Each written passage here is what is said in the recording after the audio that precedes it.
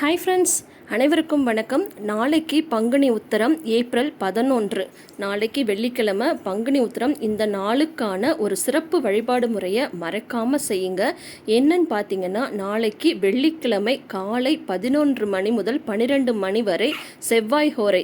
அந்த நேரத்தில் நீங்கள் ஒரே ஒரு அகல் விளக்கில் நெய் தீபம் ஏற்றி முருகப்பெருமானை மனசார வழிபட்டு, முருகா என்னோட கஷ்டம் இந்த மாதிரி இருக்குப்பா, இதை தீர்த்து வை அப்படின்னு சொல்லிட்டு நீங்கள் கேட்டிங்கன்னா அந்த வேண்டுதல் கண்டிப்பாக நிறைவேறும்.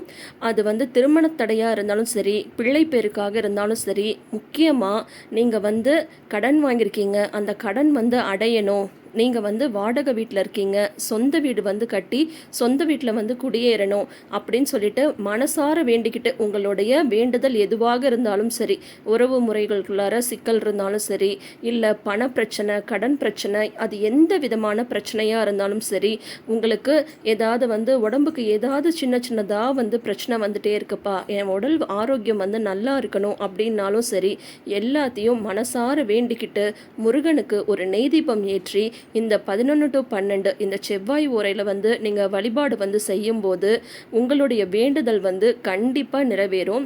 நம்ம எல்லாரும் நினச்சிட்ருக்கோம் பங்குனி உத்திரம் அப்படின்றது முருகப்பெருமானுக்கு மட்டும் உகந்தது அப்படின்னு சொல்லிட்டு. அப்படி கிடையாதுங்க.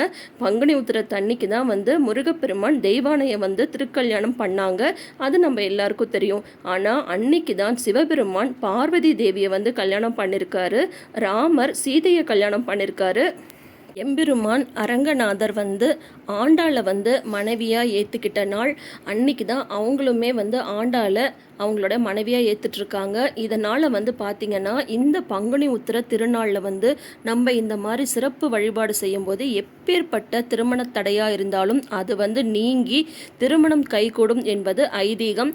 அதனால் உங்களுடைய வேண்டுதல் எதுவாக இருந்தாலும் நாளைக்கு வெள்ளிக்கிழமை காலையில் 11 to 12 நெய் விளக்கேற்றி வழிபடுங்க. முருகப்பெருமானின் அருளை பெற்று சிறப்போடு வாழுங்க. நன்றி.